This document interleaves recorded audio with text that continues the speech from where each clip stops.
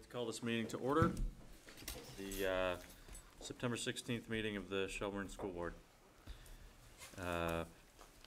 As far as adjustments to the agenda, there was one discussion matter here under 6.4 that Russ asked me to add, and then Russ did not attend the meeting. And so I'm taking 6.4 out, and we will discuss that under 7.2 as part of the action matter, because there is an opportunity to discuss that. No, not 7.2.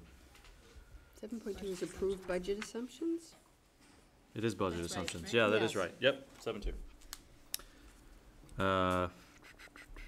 And that is it, I believe. So move to item 3.0, audience communication. Does anybody have anything to say from the audience? Okay, all right. So item 4, we have no official presentation as this is our first meeting of the year. Unless you have something to surprise me with? No? No, Okay. absolutely not. All right, so we'll move to 5.0 and we will start with the principal's report. Thank you. So, does everyone have one? I did make a few copies if you'd like them. I didn't make a lot. I didn't want to kill too many trees, so. All right, so we start with just a great welcome back. We had an awesome start to our year. Molly and Megan and company did a wonderful job starting us off with our August in-services, and the focus there was really a lot about looking at our MTSS system and how we're going to meet the needs of all students. So Alan and I talked about that in our mission statement, and our focus this year at SCS is to build strong communities, and through that, strong homeschool connections as well. We had a great breakfast. We want to thank the PTO members for all they do to put that breakfast together, and that was kind of headed up by Valerie Richardson. And interestingly enough, I wanted to put in there or highlight the fact that you can obviously read the rest of it, but we moved 39 rooms this year, and so people were very, very busy, and we want to thank our custodial staff for doing that. Dave Kelly here tonight helped to mastermind that little task. No problem at all, I'm sure he... 30 tons. Well, the real issue is that there's actually only 40 rooms. And then I did put down there that 147 adults greeted 763 students on the first day of school. But I then found out afterwards that that number was small. So it's actually 162, okay. That Hilda must have seen it and said, oh, you don't have enough numbers. Your numbers aren't big enough. You've got 162. I was like, oh, darn. I was trying to make a point that there's a lot of people, but I guess there are more than I thought. So anyway, great beginning to our school year. And I think Elaine mentioned that there's 4,440 kids in the SU. 4,040, yes. 4,040, 4040, okay. 40. Yep. Good. I would highlight a couple things from September start out for middle school. One, I had the pleasure today, and it's really thanks again to the PTO, to spend the day at the UVM ropes course with our Winton team. They were out there all day. Last week was our Holden team, and tomorrow we take the Alpha team. And it's just been really a wonderful 7 hours of team building. And we approached that. I came to the PTO in the summer and said, we've got kind of a challenge on our hands. We've taken some teams and we've blended them and put them together. So could I get a little help? And they jumped right on board and gave us $2,000 to support it. It's not cheap to take 250 kids for a full day program. So thanks to that and incredible success. We're hearing just great feedback from parents about it and kids. And then our middle school sports program's up and running. You can kind of see the numbers there. They are full, they're active. We've got our soccer teams, our field hockey teams, and our cross-country running teams. The one point that I wanted to kind of highlight that seems to be growing just in terms of the opportunity is through the Vermont Principals Association, we do have the opportunity, schools can approach us, independent schools in the area, and say, we have some students who would like to participate in your athletic programs. And we keep that door open. It's really optional on our part. what they ask us to do is look at it, is it a win-win? We would never want to cut any of our students or really have a reduction in playing time, but a couple of our teams, especially our field hockey team and our soccer team, because we're trying to spread out in the fall between multiple programs, it really allows us to keep an A and a B team going, which is good for everybody. So we have a partnership with the New Endeavor Middle School, a partnership with Mater Christi and Christ the King. And I think it's a real plus. I think it is a real win-win. And we'll probably see it again. We won't do it in the winter basketball. It just doesn't work. And we really don't have space for all the students who want to play basketball from Shelburne. We have to have cuts in that. But come springtime, when it's softball, baseball, and we've got community lacrosse and things going, we'll probably see some more of these agreements. So just wanted you to know that was happening. Part 2 is increasing their enrollment as we speak. That program has just turned out to be a great program for us.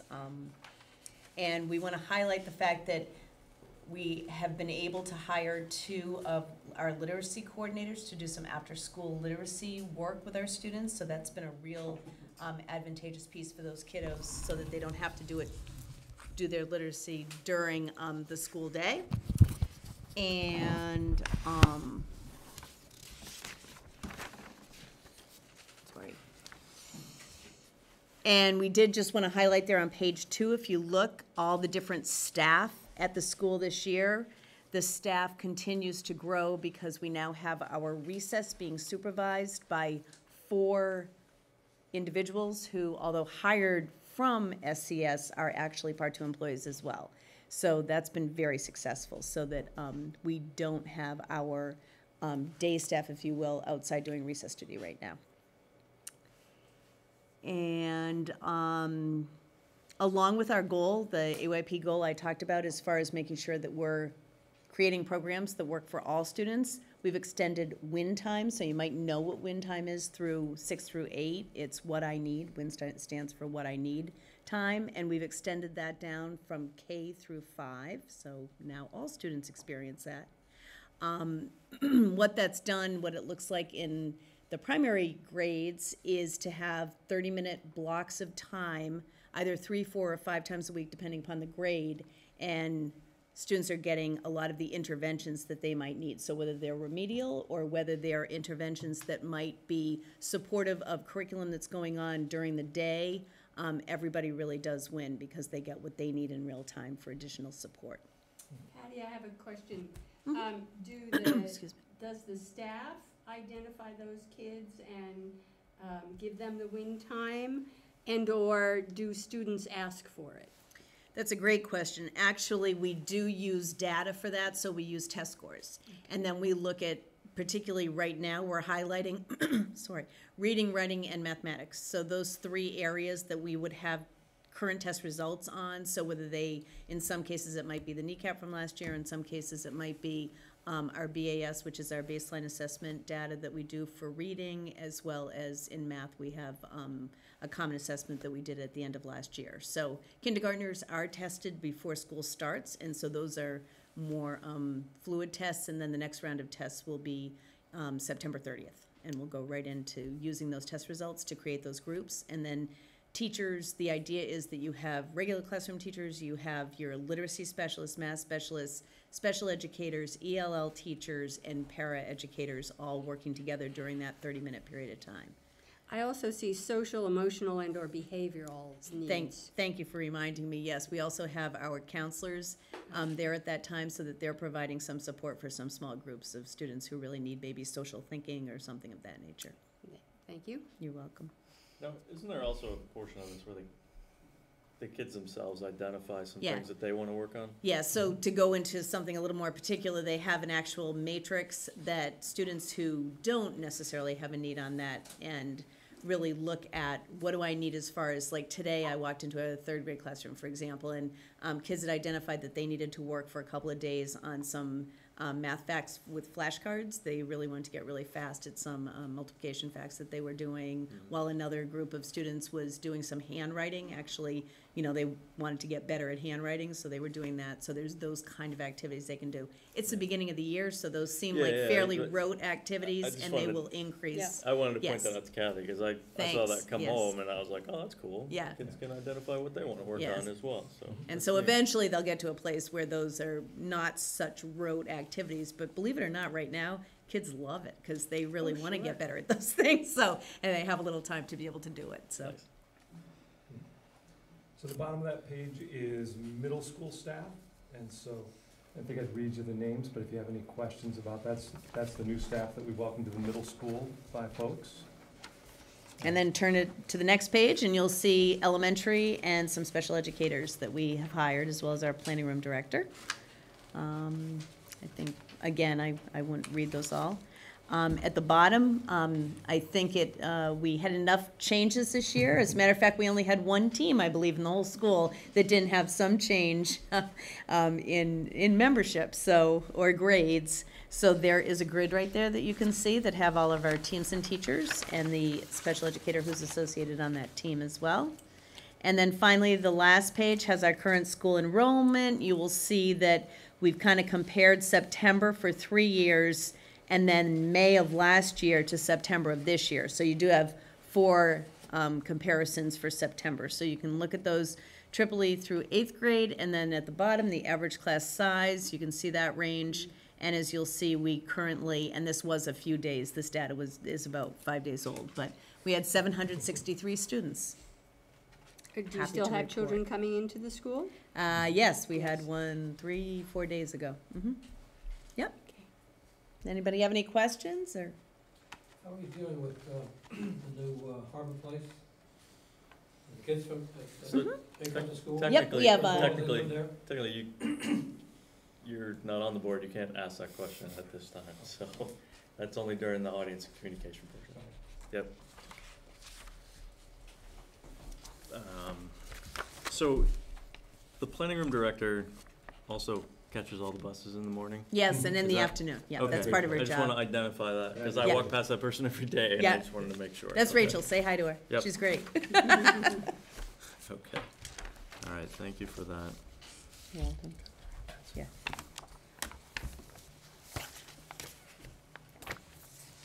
So the item 5.2 is the CSSU debrief, where, so, did you attend, you attended that, you were at the CSSU meeting, you attended it. I missed the very beginning, but, I walked in while we were discussing the communications potential committee. We talked about budget assumptions, which we'll talk about in this manner. We discussed, the collective bargaining agreement. Anything else? Any other things? We had a wonderful presentation from Megan, which was very informative. So, Eddie? I'm looking Okay. quickly. I'm looking at the I didn't attend I only attended the common topic. session afterward. I Okay. wasn't at the board meeting. Yeah, we talked about membership of committees and committee schedules. Right. That was really Budget assumptions for Yep. CSSU. a lot That's of it. things we'll talk about here. Yep. Okay. So we'll move on to 5.3 and the fourth quarter financial management report. So everyone reviewed that? In great detail. Yeah. And then there was, so 5.4 is committees, and we went over that in CSSU, all of the different committees. I think the one thing that we may be missing is someone on the policy committee. Yes. I don't know if anyone would like to volunteer to be on the policy committee. And then there's a new committee also. That- I can't do the policy. Okay. You can't? I can't. Oh, because of the timing? It's a conflict, yes, for timing for me. So 4 committees. Maybe Russ. You could volunteer not Russ here. for the, Wow. now that the negotiations committee is completed. Here are the new ones. That's Yeah, right. I was trying to get them here. Good thinking. Okay, so here's the two new ones, strategic planning and. When and how often do they meet? I'm trying to So find the it. policy committee schedule is in the packet there, but, I'm trying to find it. so if I look here, the legislative breakfast, Bob is on here. Yeah, I'll Still do do that that. again. Superintendent Evaluation Committee, I have Kathy on here. I'll do that again. Okay. The Administrative Compensation Committee, Russ is on here, and I know he loves We'd to love to do discuss that. compensation. The Policy Committee, we do need to look into a local rep. If Does possible. it say when and how often they meet? They meet once a month, and I believe the first meeting is on the 24th, which would make it, is that a Wednesday or a Tuesday? That's a Wednesday? They're Wednesday mornings, I believe. Yep. Early. So it's, yeah, Wednesday's so the not a good fourth day Wednesday for of every month.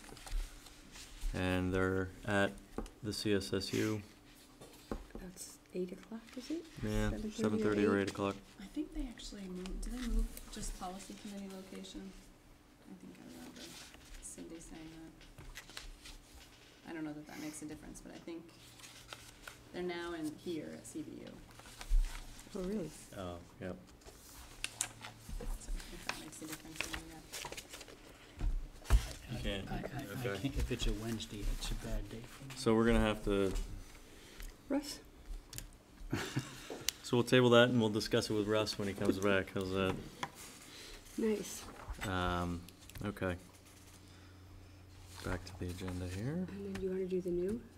Oh, the two new committees, SU Strategic Planning, and that is in light of governance and redistricting that is going on in the legislature, and trying to be proactive and come up with different efficiencies and programs for consolidation in advance of the legislature making decisions for us. Is there anyone who would like to be on that committee? Is that a monthly, It's, should say when it doesn't meets? have a set schedule right now, but At least 1.5 hours quarterly, and then 2 hours for updates and reading. So Yeah, I could do that. okay. So Bob will be on the strategic I planning don't hear committee. Tim volunteering for anything, do you? That's exactly right. And the last committee is, they call it Leadership 135, but it's basically developing succession planning for immediate, midterm, and long-term staffing. I think that's at any level, isn't it? Or is it just administrative? Senior staff and superintendent, principals, yeah. okay. I would be interested in that. Okay, so Kathy will be on that.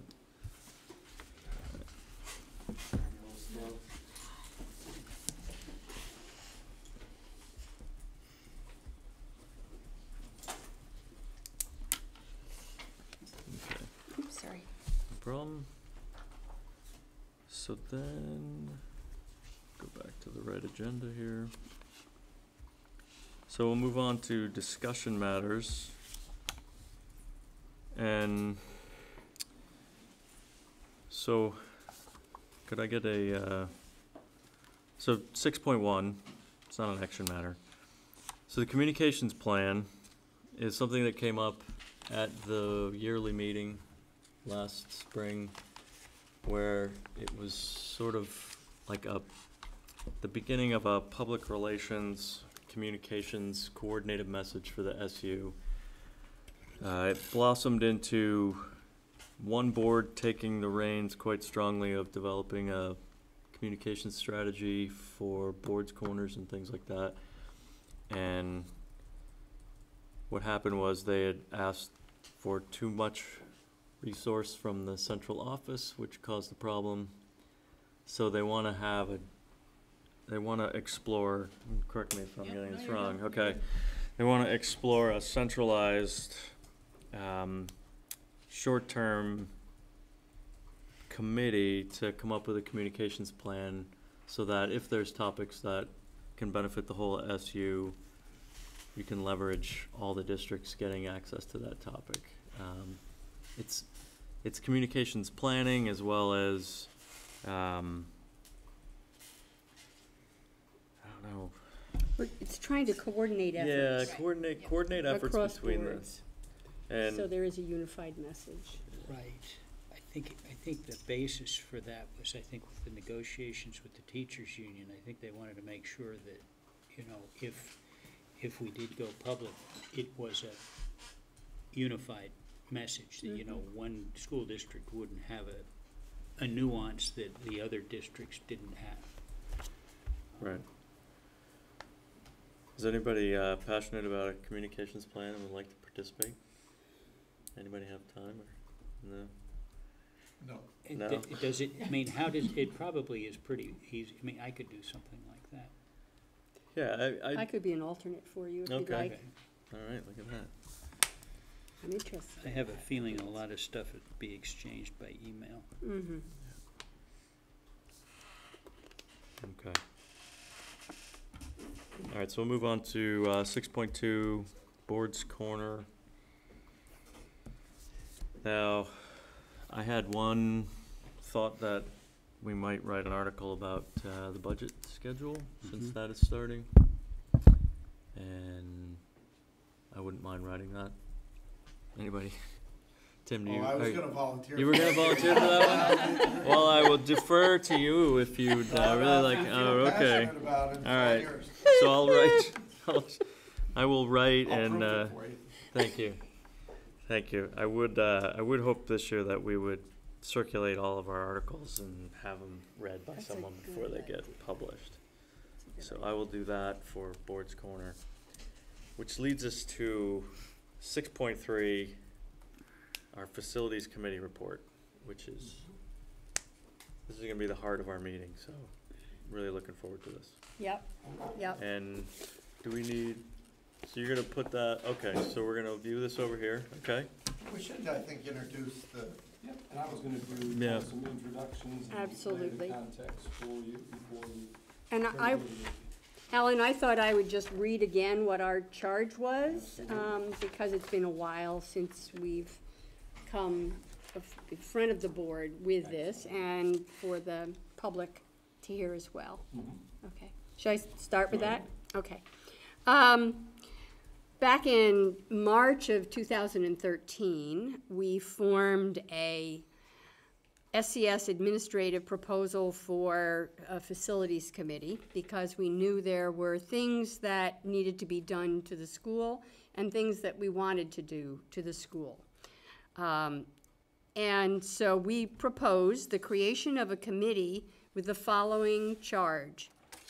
The SCS School Board Facility Committee is charged to create a recommendation to the board in regards to proposed capital expenditures in future budget cycles in order to address Shelburne Community School needs related to staff, student health and safety, building maintenance, and facility upgrades for both improved education outcomes and increased energy efficiencies.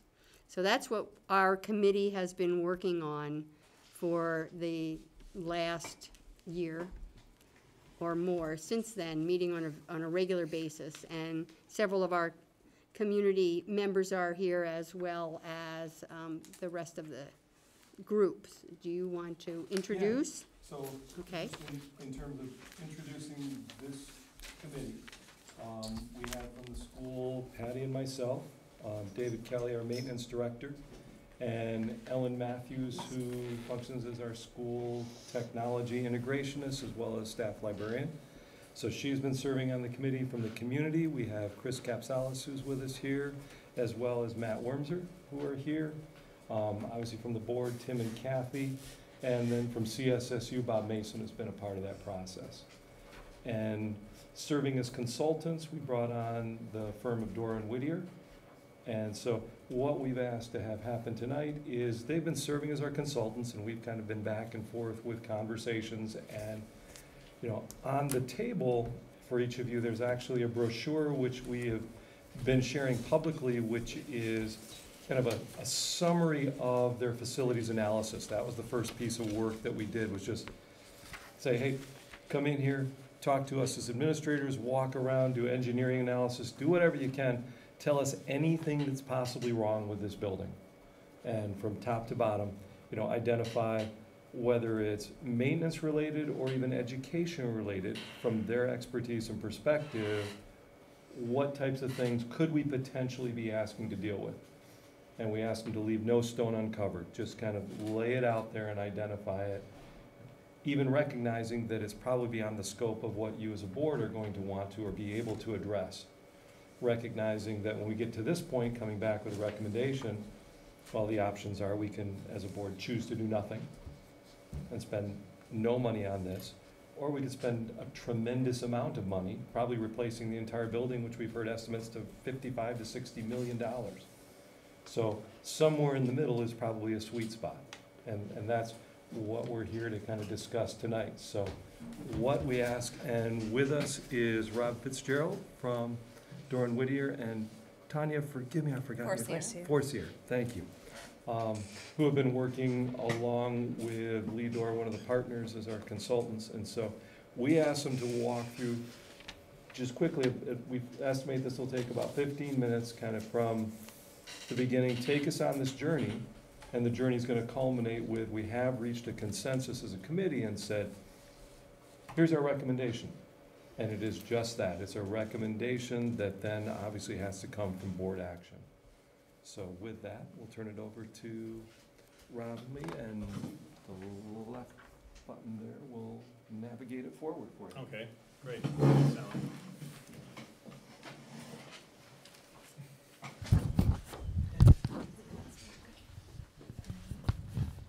Thanks. Yeah, so as everyone has said, this is really our kind of culmination to almost a year-long study that we've been working on. We put together an agenda, kind of outline of the presentation tonight. We're going to go over the process and approach that we took for this study. We'll give you an overview of the existing conditions of the building, a summary of the space and educational study component of the building, a summary of the options along with cost estimates, and the facility committee recommendation. And then we've outlined approximate timeline and some next steps. So just outlining our approach, we first started with data gathering and document review. We got all the existing drawings, took time to go through the building with all of our consultants, documenting the existing conditions from the roof down to the boiler room and anywhere in between. Then we spent a day doing a visioning and programming session, we call it a squatter session, where we just sat in the library and went through and spoke to just about every group and faculty member and staff member throughout that works in the building. Basically just data gathering, asking them, how they use their space, what works, what doesn't work, what issues there are, what works really well. So that was really helpful in getting the educational space analysis piece that we were tasked with, in addition to the building infrastructure analysis. So we combined the educational review with the facility and site assessments, and we come together with a comprehensive study. And the result of all of those findings, we developed a series of concepts and options, and then cost estimates for each one of those. And then at the end, we'll issue a final report. So, tonight we've basically kind of condensed down a series of other presentations that we've given to the Facilities Committee and condensed it into a very concise presentation here. And if you need or would like additional information, we have other presentations that we've given that expand upon the information here. And again, we'll also issue a report once we're done. So at the outset, the goals that we had for the site and building assessment were identified deferred maintenance items. Dave had a long list already to start with that he's been working from for a number of years. identify code and life safety and handicap accessibility improvements, evaluate the infrastructure, mechanical, electrical, plumbing, fire protection, and energy efficiency, and review the quality of spaces regarding acoustical separation and natural light. This is a known issue that we were presented with right from the outset regarding some of the classrooms in the building. And then educationally, you know, the building committee, the facilities committee, you know, didn't want to just look at this facilities infrastructure alone, and felt strongly enough that, you know, while we're looking at this building, let's take a comprehensive look and see if there are any educational components that we need to incorporate in the study. So one of the biggest things that we found was, in terms of the goals, was see what we can do to provide separation to reduce acoustical and visual distractions. This is particularly evident in the 1967 D&E wings. Improve building circulation and program adjacencies, providing areas for collaboration, thinking ahead to 21st century learning. You know, as we move forward in, you know, with all of the media that's available to students and ways of working together, there's an increased need for collaborating and working with other students, and that, you know, the long-standing approach to, you know, teacher in the front of the classroom and all the students, you know, facing the teacher and looking at them in a lecture type mode is old and outdated. So the school has already been incorporating, you know, collaborative methods of teaching, and so providing spaces that can coincide with that was something that they wanted us to look at as well. So just reviewing the existing conditions, we have a 122,000 square foot building. The original building was the 1967. When we referred to the 1967 building, this is what we're talking about right here. This is the D and E wing, A and C wing, and over here we've got the cafeteria and the gym, music and band and so forth is back there. In 1993, this addition was added here, as well as an addition out back, and this breezeway, what we call the breezeway here, which is just a roof canopy connector that connects this 1993 building to the 67 building. And then in 2005, these trailers were added to address some overcrowding conditions. So in all, we've got approximately 780 students in pre-K through 8. In summary, you know, this is just is a snapshot of existing conditions that we found. One of the main issues in terms of the site was congested traffic patterns. That we found that in the mornings and in the afternoons in particular, there are multiple layers of traffic, from people dropping off students to picking up parked cars and so forth. And so that was a large component of our site review. There's no defined entry point to the building. There's a couple entrance ways that are there, but it's difficult to know which is the actual entrance. This is an important aspect of a school when we're thinking about security and safety.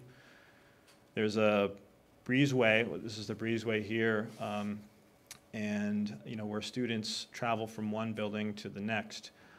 In the wintertime, this gets to be a little bit of a challenge, so a lot of the students will go through the D&E wings, this is a photograph of that, showing, you know, very open classrooms.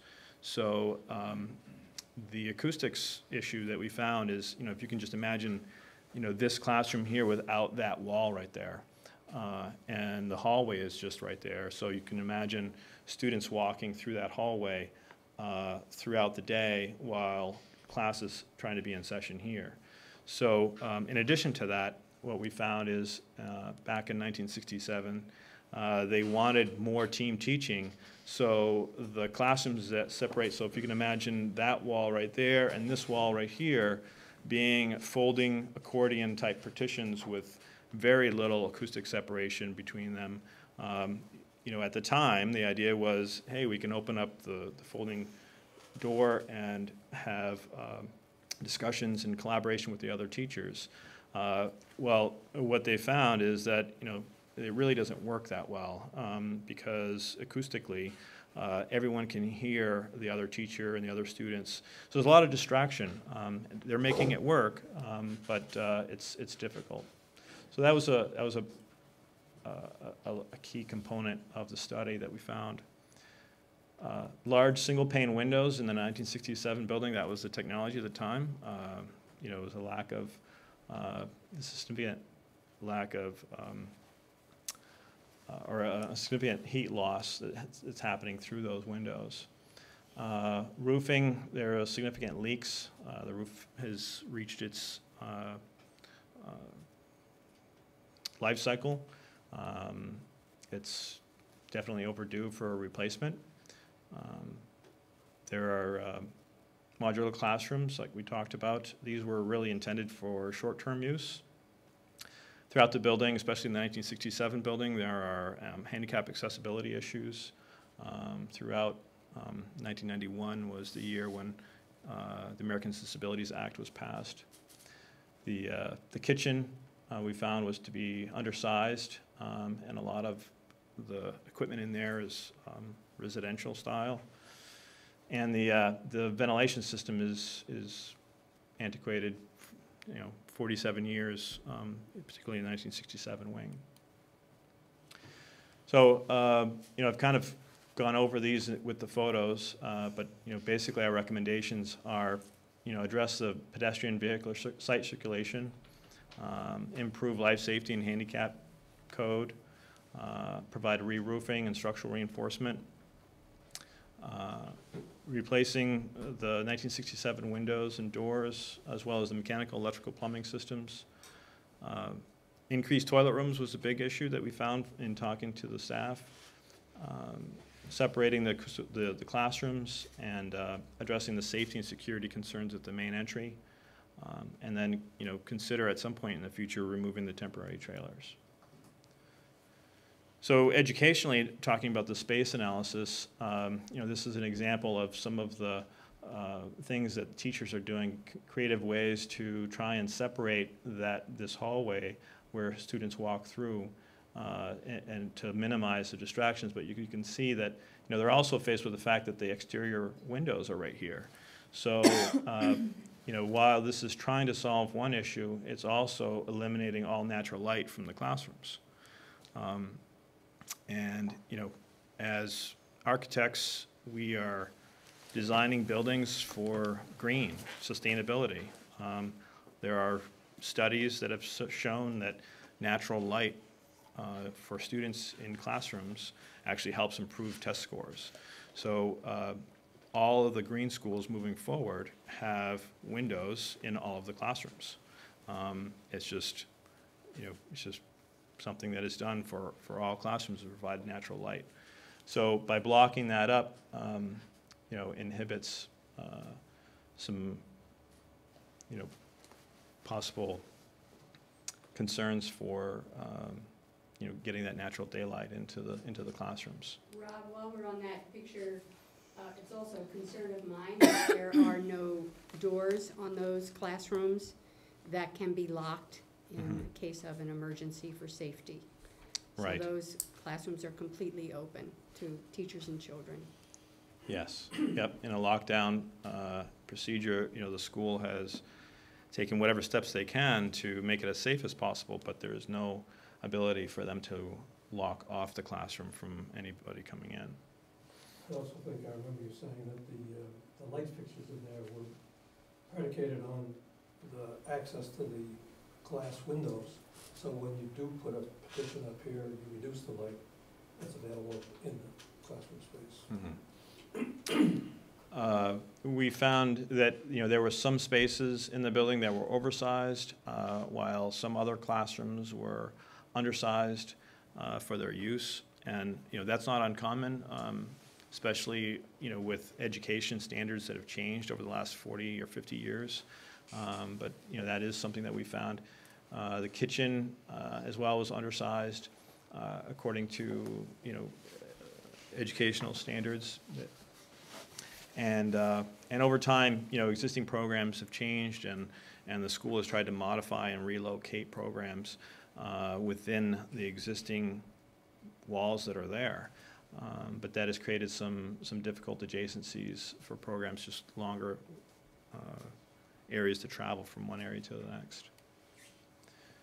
So this plan kind of gives you a rough idea. What we did is looked at, you know, the existing size of the classrooms compared to educational standards throughout New England, and found that the majority of classrooms are undersized according to those standards. The yellow show approximately right-sized spaces, and the green are oversized. So you can see that there is quite a disparity between, you know, the educational standards and the existing building. So just giving an overview of the baseline building maintenance and infrastructure, you know, when we put together our options, we wanted to start off with an outline of, okay, what do we consider as baseline, you know, maintenance and infrastructure improvements? And we started with a list that Dave Kelly had, and then combined it with our review with Dorn Whittier Architects and our consultants. And so this kind of summarizes, you know, what would be considered as baseline building and maintenance and infrastructure improvements, thinking ahead to the next 30 to 40 years. So we've got, you know, mechanical, electrical, plumbing infrastructure for the 1967 building, complete re-roofing, including increased insulation, window replacement of the 1967 building windows, the gym roof structural reinforcement. What that talks about is that in 1967, the codes didn't recognize snow load. So where you have the gym roof that extends higher than the rest of the roof down below, creates a condition where wind-driven snow can create snow drift, which creates, you know, a heavier requirement for structural reinforcement. Now, you know, it's nothing imminent or anything like that in terms of something you have to worry about, because it's been fine for the last 47 years. But if we are doing re-roofing and we are increasing the insulation, that means, you know, that more snow is going to stay up there, and that would be the time to provide some reinforcement around the gym roof. Life safety code upgrades, sprinkler and fire alarm system, bringing that all up to code. Handicap accessibility improvements, doing some repair and replacement of pavement and sidewalks, and you know, hazardous materials abatement, which the school has been taking care of on an ongoing basis. Educational space use priorities. So the second half of that, you know, that I've been talking about in terms of the educational needs, addressing the acoustics issues at B wing, which is the 1993 wing. We haven't really talked about that much, but those are semi-open classrooms, and there are some acoustics concerns there as well, although not as significant as the D&E wings. And the idea to, you know, flatten out the kiva to make that handicap accessible as well.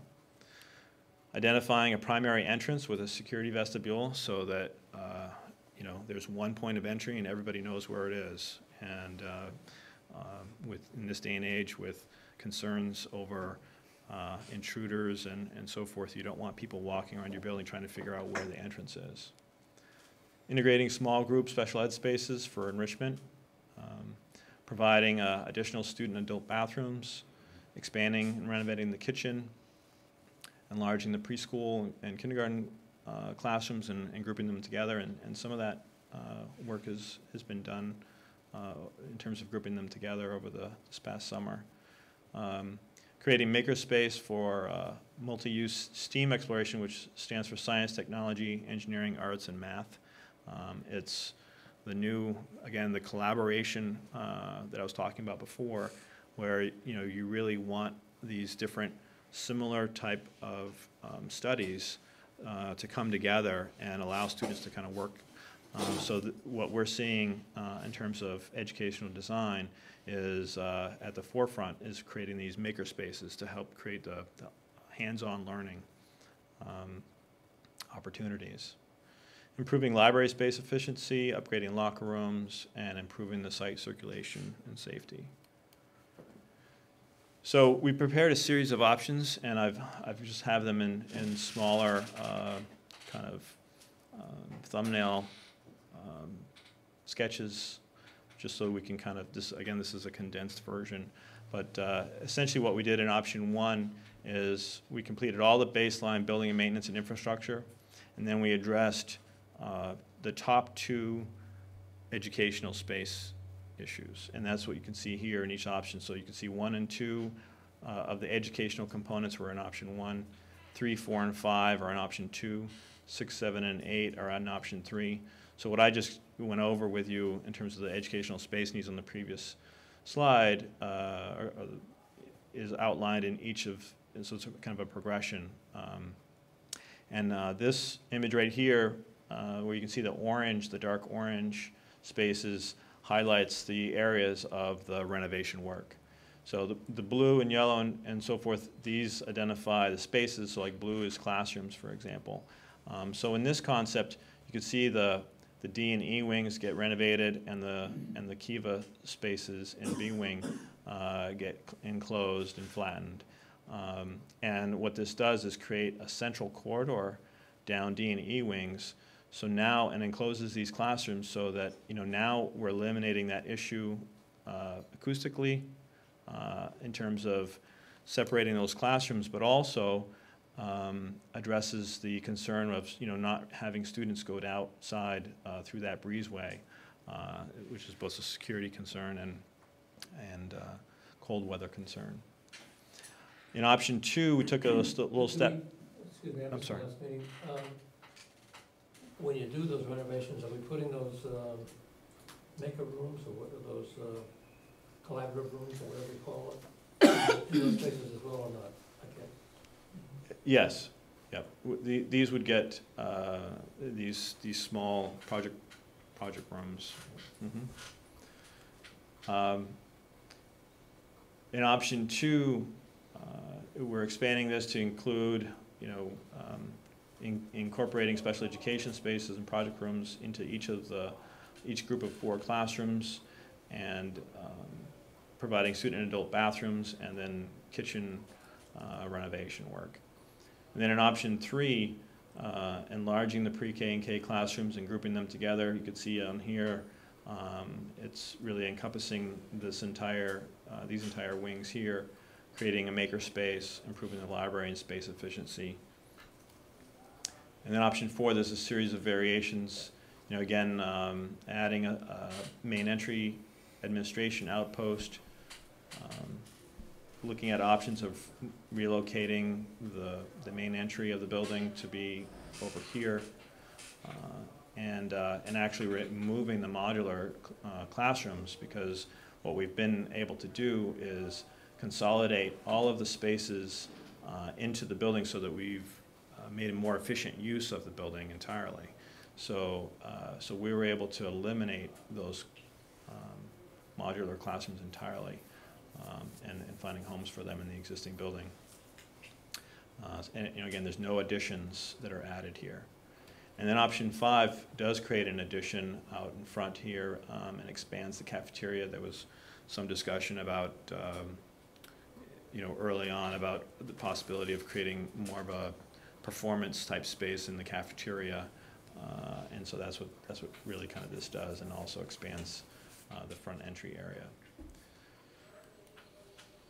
And then the last couple options include site improvements to address the site circulation concerns. So in this option here, this has the buses in a dedicated bus loop along School Street, and adds some additional parking here and additional parking here for staff and visitors. And then in this site option, this provides buses at the traffic loop here, and reconfigures the parent drop-off here to improve the circulation. So these were two potential site options that we looked at. So, you know, once we presented all of this information to the Facilities Committee, you can imagine it's pretty overwhelming. There's a lot of things here to consider. And when I'll show you the price tag on each of them, you'll see that it's, you know, it's not necessarily a shock, but for the amount of work that's being done. But in terms of their mindset, there's a significant amount of money on the table. So one of the things that the Facility Committee wanted us to do is, you know, hey, thank you for putting all these options together, but could you go back and, you know, see what we can take out from the baseline maintenance scope?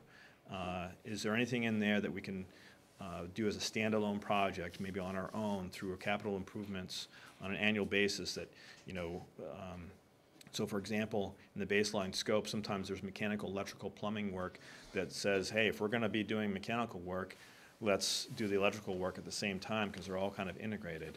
We're taking out the ceilings, might as well do that at the same time. Well, there's other components that are really kind of standalone. For example, replacing the gym floor. You know, the existing gym floor was significantly warped, and you know, 1967. But that isn't necessarily tied into other work. So that was like an example of one of the things that we took out. And we were able to take out. Well, I'll get into that in a minute. So, what can be removed from the scope? And then, you know, please identify what the highest priorities are for building maintenance and infrastructure, and what are the highest priorities to the educational needs, seeing as both of those were a charge given to us from the Facilities Committee from the beginning.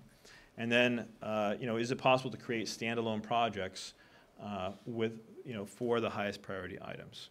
So that was our charge just a couple weeks ago in, you know, providing alternative solutions or options to consider. So the baseline maintenance infrastructure cost originally came in at $13.9 million, and that's just the baseline maintenance and code upgrades. When we went back and looked to see what we can take out, we were able to squeeze out about $2 million worth of work to bring that baseline number down to 11.8. So that kind of gives you a feel for really the scope and breadth of the work that needs to be done. Option one originally was 19.7. You know, with the reductions, it's coming in at 17.6. Option two, originally 21.7, with the reductions is 19.6. Option three was originally 25.7, reduced down to 24. Option 4A, B, and C were in the range of 29 to 30 million, and those were revised to 27 to 28. And option 5 came in at was 31 to 29. So you can see these are significant numbers, and hence why the Facilities Committee asked us to, you know, go back to the drawing board, see what else we can do. So we pulled out some of the standalone projects. So for example, roof replacement. You know, what's the cost of replacing the roof? And this total project cost, including soft costs, came in at 2.8. Someone might say, well, that's a lot of money for replacing the roof. Well, it's not just the roof membrane. It's, you know, taking out the insulation down to the base, because right now it's not pitched. It's all flat. And they've got leaking issues, partially as a result of, due to that. So this provides all new, you know, high-performance insulation, tapered, so it slopes actually to the drains. We've added additional drains, and the structural reinforcement that we talked about.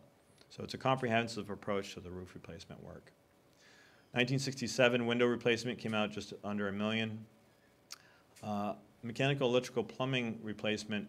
Now this is facility-wide, considering that the 1993 building is about 20 years old, and looking at 30 to 40 years.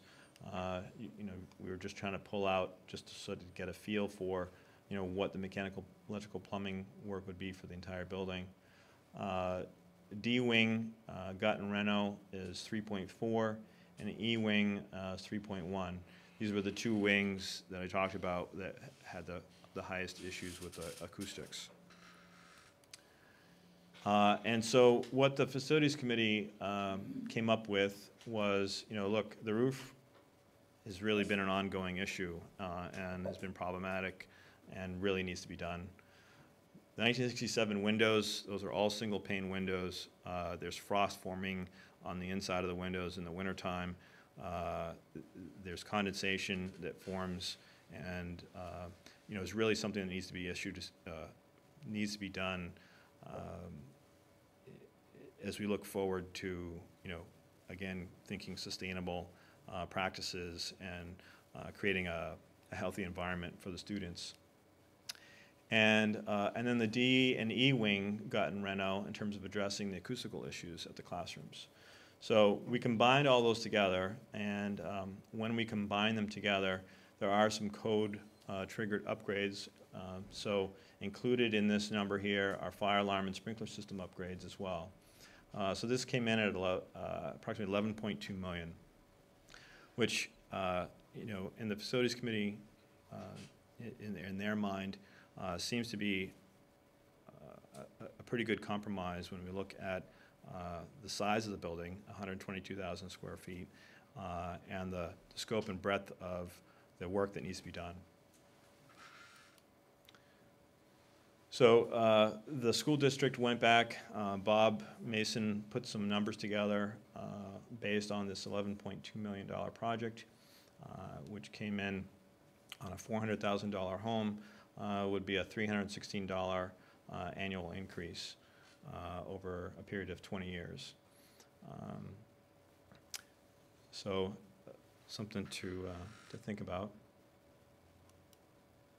And then looking ahead, you know, just for timeline purposes, our recommendation is, you know, reaching out to community, getting information out, and so forth, would take approximately 3 months. Design phase, 6 to 8 months. Putting it out to bid and awarding the project to a contractor, about a month. And then construction, 18 to 24 months, depending on the scope of work. So the estimates that we gave you are based on, you know, essentially starting within, you know, beginning this community outreach within the next, you know, from now, starting now or within the next few months, you know, if you combine these together, starting construction in October of 2015. So pushing this out, let's say further into next year, some of the numbers might need to get modified. Right now we're experiencing 3 to 4% increase annually for inflation and construction market conditions. So that's it in a nutshell. Big nutshell. I don't. If anyone has any questions, I'll open it up to. And you have copies of the presentation? I do have copies. Yep. I can. That recommended, that doesn't include any changes to the kitchen, correct? That's correct. That wasn't in the required changes due to code or anything like that. Right. Okay. Yeah.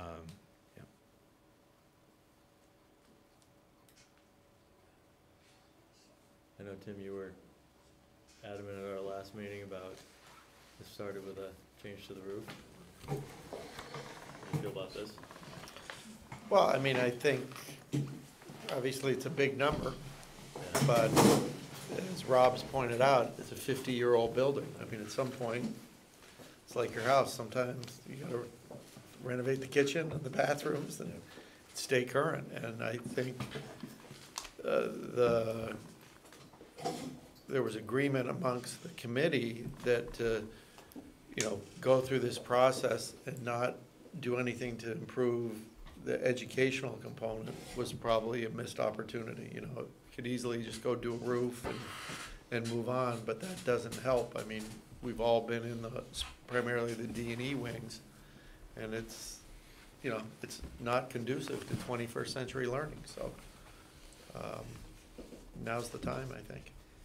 Does this, Does this recommendation also include the synergies of moving mechanical to the right spot when you change the roof, so we don't have to infiltrate the roof at a later date in order to improve mechanicals? Yes. It does, okay. Which also frees up, especially in the D&E wing, a considerable amount of space to create the maker rooms and things like that, and the smaller, you know, pull-out rooms. Be able to move the hallways and such. Okay. Do we have to, can we do this over a summer program, one, like 3 years, or that construction was what? 18 to 24 months is what we were estimating. So, will we have to bring in trailers or anything like that, or can we get it done? It does include some money for possibly having to create trailers, portable classrooms that would need to be used during construction, yes. You know, because we'll be taking up an entire, let's say D section, and basically what we would do is have portable classrooms that can move out a group of, classrooms at a time to be relocated into those temporary classrooms, and then section off that section of the building so that the contractor can work in that area, and then rotate kids out.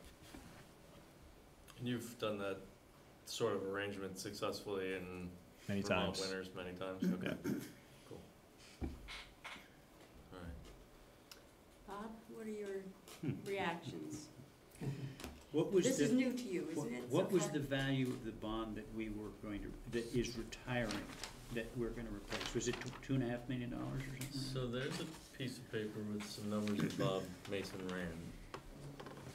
So you can see what the effects would be. And it lines up with what you said, was it $318 effect on a $400,000 home Right. with 11.2 or 11.8? 11.2. 11.2.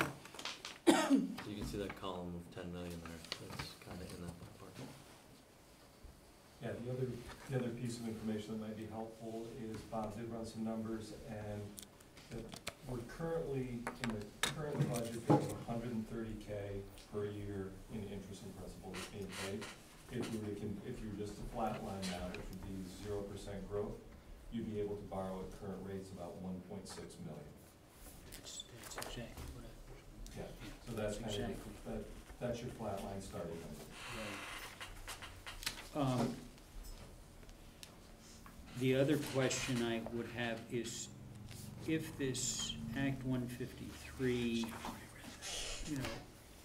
gets legs and we choose to, the supervisory union chooses to become red, and it might seem appropriate to do some consolidation with another SD, build a whole new school, more centrally located, wouldn't have the traffic congestion issues that our current place does. What happens to the money that we've borrowed? Who picks up the tab? Yeah, that was something that Bob did discuss. I remember Bob talking about that. I mean, it'll be out there. It's something you'll have to deal with, and that's something the legislature's gonna have to come up with a vehicle to aid school districts in, because I know one of the paths people could go down would be, I'm just gonna bet that my school district is gonna close, so I'm not gonna change anything. And I personally don't think that's a good bet. I think there's a lot of things that I've said this before. I mean, the CSSU is very right-sized to remain the way it is. Maybe as a school district with multiple schools, I don't see our school district or our SU being broken up into different pieces where our geographic area would translate to another school. It just doesn't make sense with the hour-long bus rides we have already. I agree, but it's just, it is an open question. Yeah, and I don't think that, And do we want to, this is a huge bet. We're not just betting the ranch, we're betting the whole community. And, What is the renovation of the school or the? well, if we were to do a $10 million renovation, I mean, in my mind, we started thinking about the roof and the windows, and some of that would be covered by energy efficiencies, cost savings, heat. Also, I mean, I think we had talked about fixing the roof so that it could support trackers, solar trackers. That all made a lot of sense, but I feel as though there's a little mission creep going on here. And we gotta be aware of how the community is gonna view this. And, because ultimately, they're gonna have to be sold on this. If I can just speak for a moment on that, as a student going to that school, it was an award-winning school back in the day. I mean, the whole country looked at it, but it was just a middle school, 5 grades, and now we have EEE kindergarten, literally next door to middle school. So we have singing the ABCs and kids trying to learn about history. So the demographic of the school has changed to the point where it's like, something feels like it needs to be done. You know, working there, going to school there, it's changed. And so I think it is a missed opportunity if we keep it the way it is. And move into classrooms, trying to juggle, when we get a new bubble, 5th grade, you can't just move one classroom. It's gotta go next to the kindergarten wing. It's gotta go somewhere. But if these maker spaces are here, these flexible 4 pods, now we have flexibility. So I just wanted to throw that out there, from my viewpoint, so. And I think that there's always a range of things when you do a trade study. There's the bare minimum, and there's the item up in the upper right-hand corner that's, boy, that would be really nice. Mm-hmm. And I love all of these options. I love the one way up in the right for 29 million. I would love to do that. But it's realistic that the structural changes, the energy efficiency changes, and then reconfiguring a single hallway so you can get twice as much class space out of that. You can access 2 classrooms with 1 hallway instead of 1 classroom with 1 hallway from now on. I think there really is no fat in a 10 or $11.2 million proposal right here that really addresses the bare minimum to keep this building functioning. I mean, I think the other thing you have to look at is that, in my opinion, the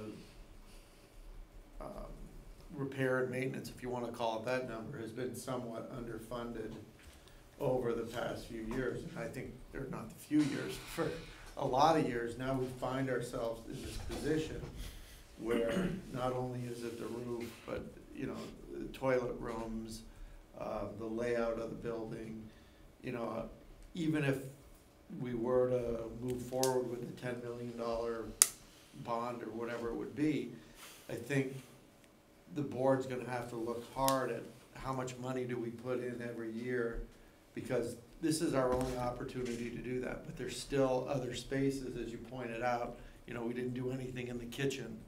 We didn't do anything in the rooms with the kivas. And I think those are gonna have to be kind of pull-out projects that are gonna have to come out of the operating budget, because we're not gonna be able to go back and, vote a bond every 5 years. And obviously, there's no money coming from Montpelier, and that's probably not gonna change. We haven't done anything about security for the front entrance, or any of the entrances. And Bob, another way of looking at it is, if you look at it on a cost per student basis or a tax rate basis, and you compare ourselves to other schools, we're basically doing better than them financially. Right. But part of the reason is, and I don't wanna see the tax rate go up either, but that's where you're gonna get to, but before we get there, I mean, Yeah. but we have For a long time. kept our rate down at the expense of the school and other things maybe too, but, so if you bite the bullet now, you're gonna get back up into the range of where the other schools are, but not over, from what the figures I've seen.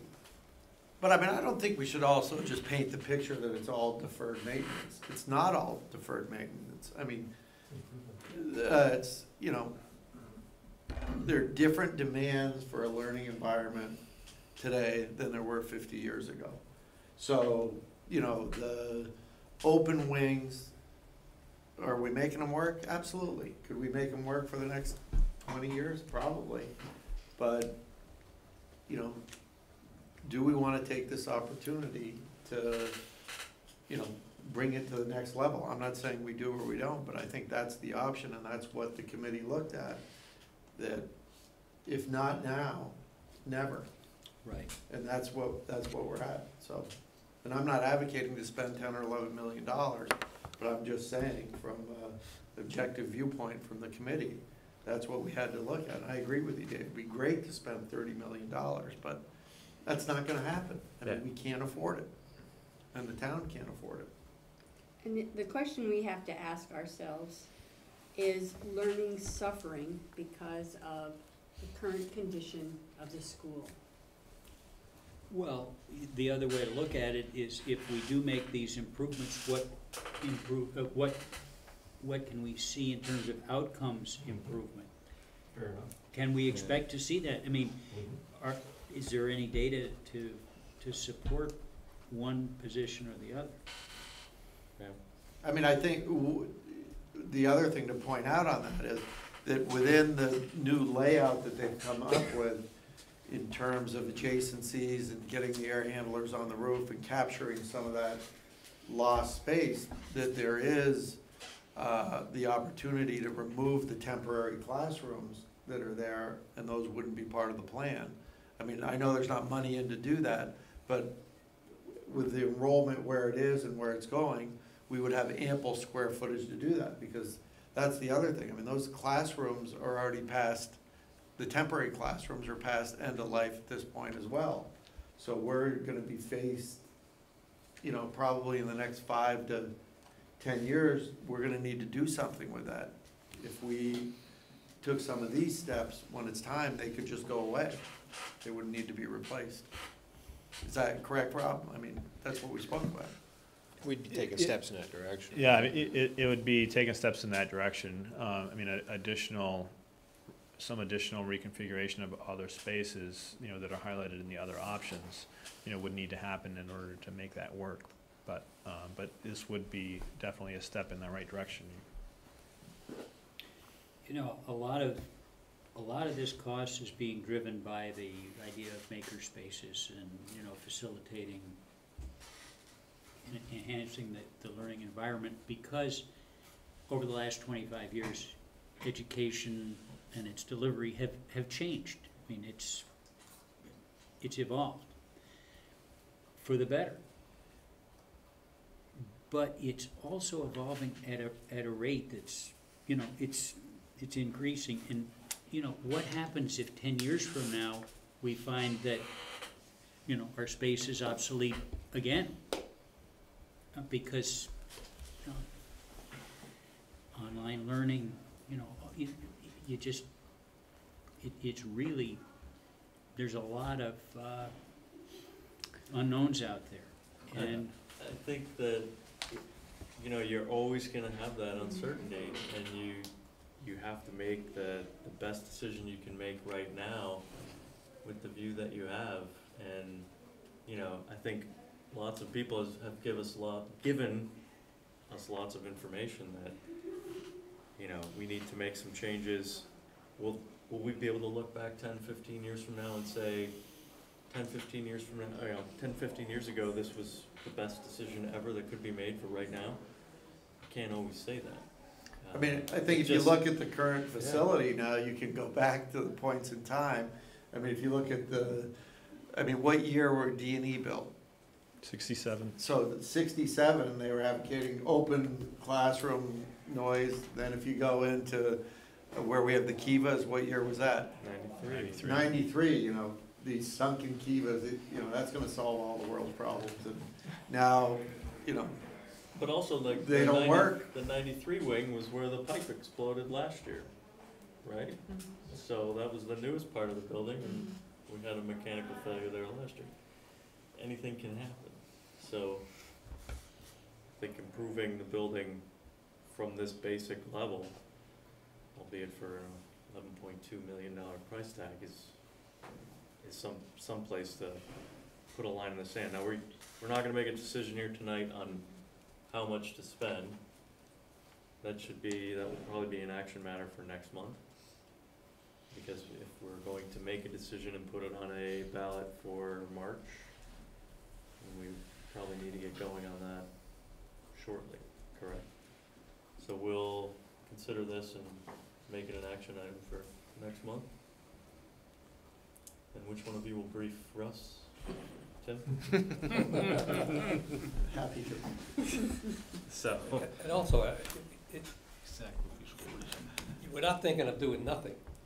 So it's, you know, it's not that we're not gonna go forward with some kind of bond. It's either 5 million or 11 million, or something like that, right? I mean, again, I missed the last meeting, and I don't know what we could do for 5 million, but I mean, my point is, you can't go forward and do nothing. If it's not this, it's gotta be some other number, Right, but at I least mean, half of that or maybe more. I'd be all for the roof, the windows, you know, energy savings, you know, wherever, you know, it's gotta happen, where there's leaks, where there leaks of water, leaks of air, you know, whatever. But the reconfiguration of these wings with maker spaces, that's a huge part of this proposal. Can I just ask one thing? If we were to just do D wing, or E wing rather, which is the wing that would eliminate the breezeway, that's gonna be a number lower, because there's only one wing instead of two. Would that be more interesting? Because now we got security, we've got an ability to see how it looks, and then we could, I'm just trying to think out loud, with options. If that number seems just too big, like Chris was saying, we gotta do something. We know it's gonna be, I think 5 was the minimum we thought we could kind of tackle the big issues with. What would it cost to just do kind of thing? I don't know if that would be an option that we could, The number Ask I've her, been not the only good working word. with all along, in my mind, is whatever we can borrow for what we've been paying in interest. If it's $1.6 million, that's it. That won't even do our roof. yeah. The roof was 2.8 million. Well, I mean, I think you can, as Rob pointed out, there was a lot more in that roof than just, I mean, we had some lower numbers, just not as grand didn't have the pitch and Right, and stuff so like I that. mean, I really think that's the question that the board has to come to. Are we gonna, you know, fix the roof, or are we gonna go further? I mean, that's really what it comes down to. We need to fix the roof. I mean, that's a must do. But then how much further do we wanna go beyond that? I would say, speaking as a parent, you know, I feel that there is significant room for improvement in the educational space. I mean, that's the way I put it. It's a fabulous school, but I think, you know, I would recognize that there fundamentally is a lot of problems educationally that my kids have experienced over a number of years. And, you know, I do feel like Shelburne is a sufficiently supportive community that if we can lay out the case that the classrooms are undersized, it's a 50-year-old building that's, has a lot of deferred maintenance, you know, I feel, again, as a taxpayer who doesn't want my tax to go up either, that there's support for well-founded investments. And fundamentally, you know, my impression here is that this is a well-founded investment. You know, it's for the board to decide, it's for the community to decide ultimately, but I think, you know, the information that was presented to me as independent of being involved in the facilities committee says to me, like, you know what, this makes sense as a big part of making Shelburne a better place to live, a better place to educate our kids, et cetera, and strikes the balance between, you know, what all of us agree is untenable, you know, the laundry list of things that we'd all love to have if we had you know, we were playing mono versus, versus fundamentally just stringing it along with the building as it exists. So there's 2 cents from the corner over here. Well said. Can I speak it? Yeah. Okay, just checking. I guess the piece I would add is that, as a committee, one thing we wanted to bring to the board was just the idea that, you know, we've tackled the expense of it, you know, we've looked at huge to small and what's in the middle. And I guess I'd like to ask that you consider that, you know, this is a number we think is worth taking to the community, to allow the community to make that decision, knowing that the community may turn around and say, no, that's not viable. Mhm. But ultimately, taking a number like that, to them, we felt, okay, we can justify that, we could, as a school and committee, we could take the next step and develop a public relations campaign going forward and saying, here's what we'd like to try to do. Do you support it? Don't you? And I think that's what bonds come down to, and I'd be cautious. I just wonder if it needs to stop here, or if we just need to kind of push things forward and consider that. That would be my request. As a school board member, I would feel that I was not doing my job for the community on the school board if all we did was fix the roof and fix the windows and not pay attention to the educational needs of our children for now and 20, 30 years going forward. I don't think that's part of my job on the school board, just to look at dollar amounts that are going to pass in the public.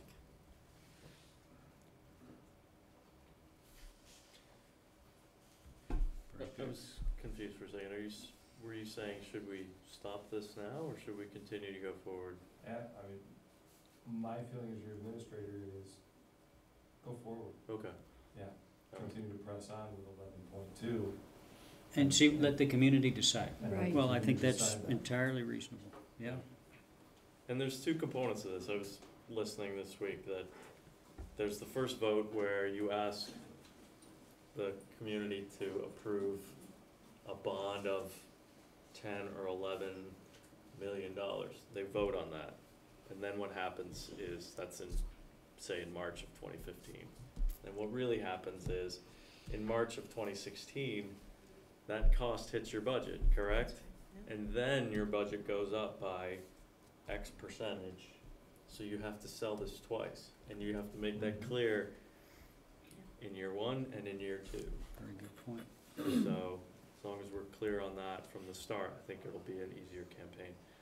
So again, we'll put this on, we can discuss, or we can deliberate amongst ourselves in numbers of 2 or less over the next month, and then we'll put this on. Is everybody okay with putting this as an action item for next month?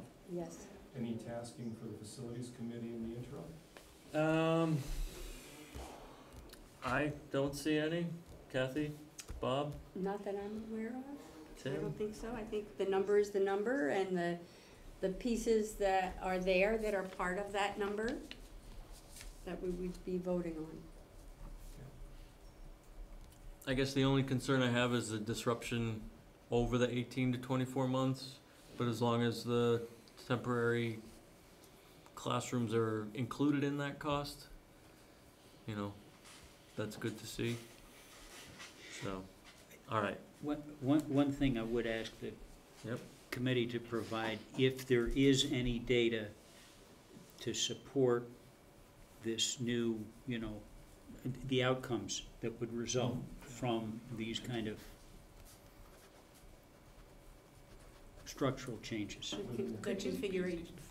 be a little more specific about that, Bob? Just Well, I mean, if we're gonna see an increase in our, you know, test scores, so, you know, we get off the, you know, the AYP problem, you know, put that behind us. I mean, we gotta figure out a way to sell this. Also, I think we need to see what the energy cost savings are gonna be on the energy side from the windows, The roof.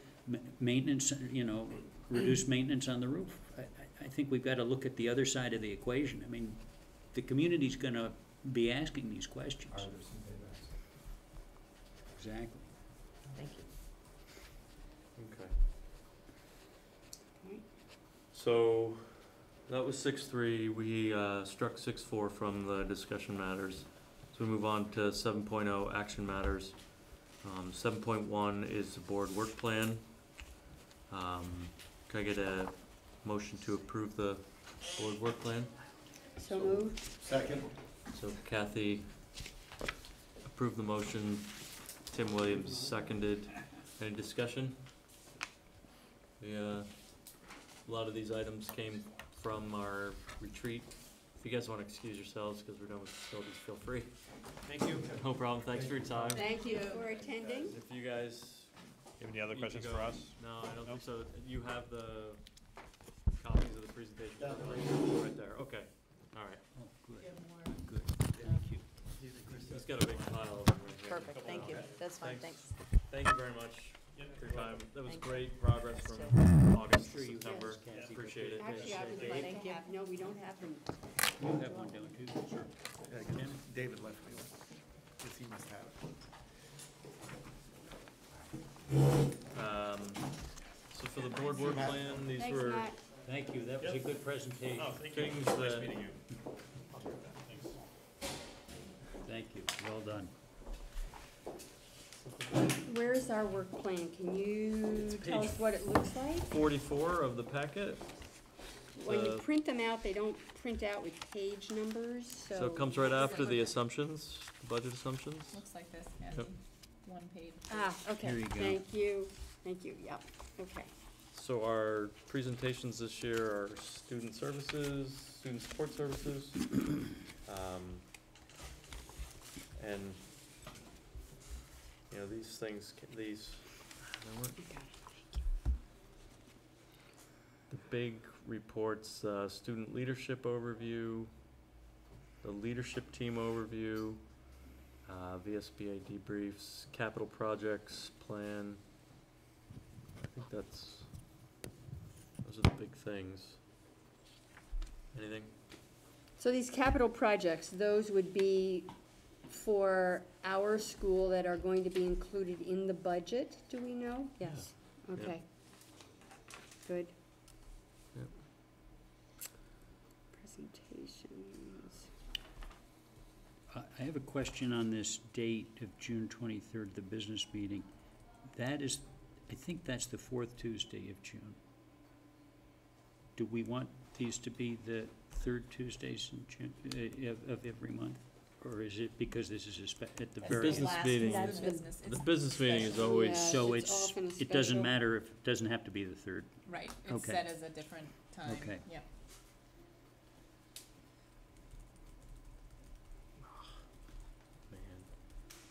man.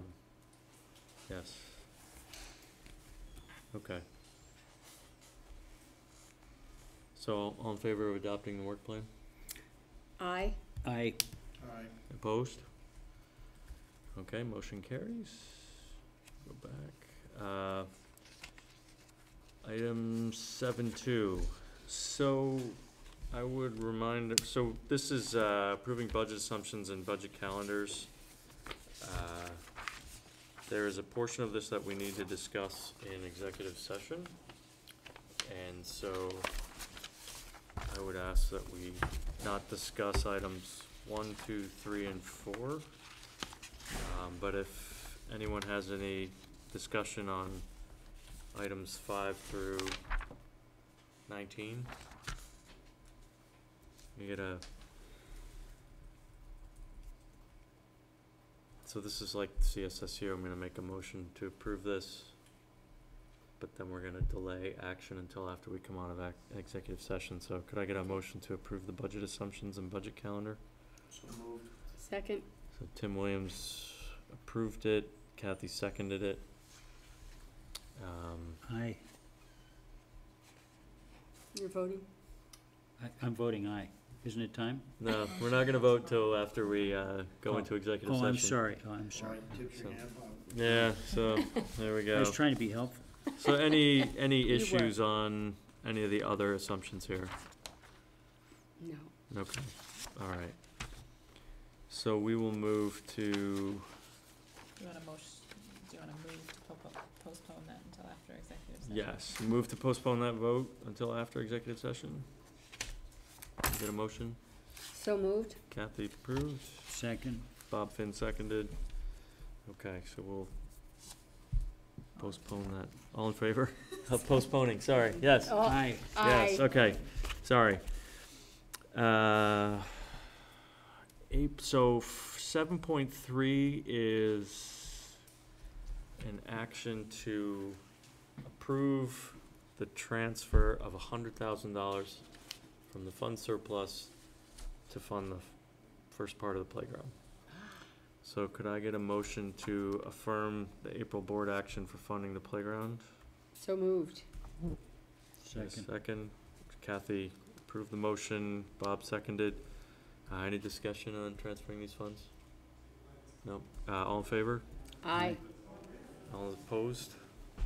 Motion carries. All right. You're welcome. Now we just need. I thought we already had done that, so thank you. Yeah. Lisa did. So we had planned to do it, but we just had to affirm that we had the $100,000 still at the end of the year. We haven't met since the end of the fiscal year, so that's why we did that. We are gonna table 7.4 because we don't have a member. We're gonna need to discuss that. And then, I'd like to have us.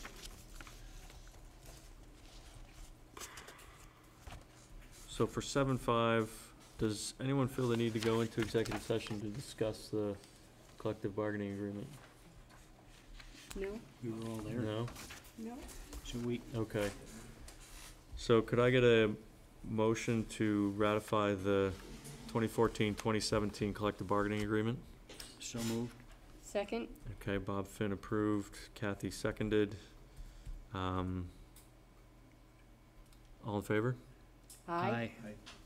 All opposed? Motion carries. So, should we do the consent agenda and then go into executive session? Is that, yeah? Is that right? So could I get a motion to approve the consent agenda? Consent agenda? Tim, Second? Kathy, all in favor? Aye. All opposed? Motion carries. To approve the consent agenda. Can I get a motion to go into executive session to discuss the budget assumptions? So moved. Kathy approved. No, Second. moved. Kathy moved. Can I get a second? Second. Bob seconds, and we are now in executive session.